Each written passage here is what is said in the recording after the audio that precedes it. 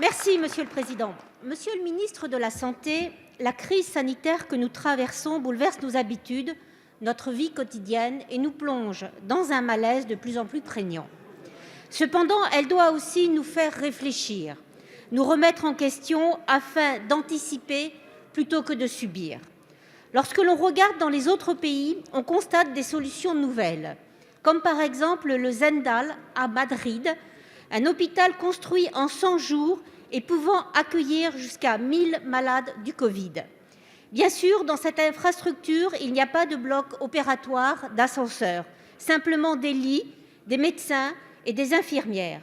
Le Zendal a été construit en 100 jours à proximité de l'aéroport avec des modules de 50 lits alignés pour optimiser le suivi des malades et identifier plus rapidement une dégradation soudaine du système respiratoire. Autre innovation, le système d'aération qui renouvelle l'air 14 fois par heure. Cette solution pourrait permettre de désengorger nos hôpitaux saturés, de leur redonner des marges de manœuvre pour programmer les opérations courantes. Aujourd'hui, 64,5% des lits des services de réanimation de France sont occupés par les malades du Covid.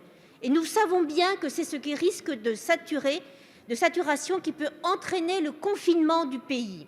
Monsieur le ministre, vous avez annoncé en juin dernier 12 000 lits seraient disponibles en cas de besoin. Où sont ces lits? Nous savons qu'aucun lit de réanimation n'a été ajouté aux lits déjà existants. Est-ce simplement un coup de communication? Alors, Monsieur le ministre, ma question est simple. Avez-vous l'intention d'envisager une telle structure pour notre pays? Je vous remercie. Merci, cher collègue. La parole est à Monsieur Olivier Véran, ministre des Solidarités et de la Santé. Mesdames et messieurs les députés, Madame la députée Frédérique Meunier, merci pour votre question. Vous avez raison, il faut pouvoir innover dans le secteur hospitalier.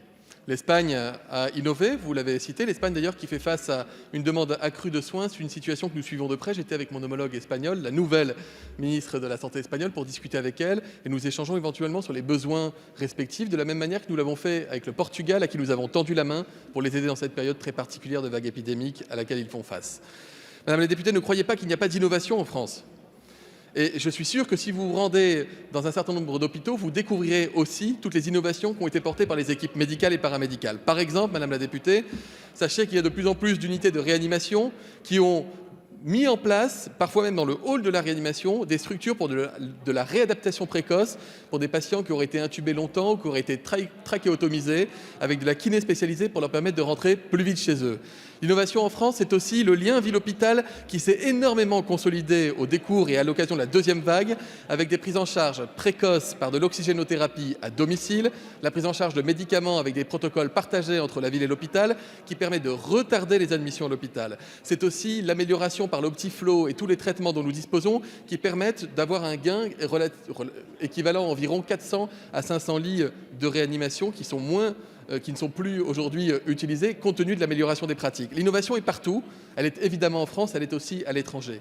Madame la députée, même réponse que pour la première et la deuxième vague. Les lits de réanimation supplémentaires sont déployés à mesure qu'on en a besoin, en transformant des lits de soins intensifs, en transformant des blocs opératoires, en transformant des unités de médecine en unités Covid, des unités de réadaptation en lits de médecine, et donc c'est ainsi. Et Madame la députée, le nombre de lits de réa ne sera jamais le marqueur unique pour confiner un pays. Le marqueur unique, c'est la santé des Français et le nombre de décès évitables et le nombre de cas graves. Aller en réanimation, ce n'est jamais anodin, Madame la députée, et nous devons tout faire pour l'éviter. Merci, Monsieur le ministre. Madame la députée, quelques secondes. Oui, Monsieur le ministre, j'entends bien. On ne vous demande pas de transformer, on vous demande de créer et de construire.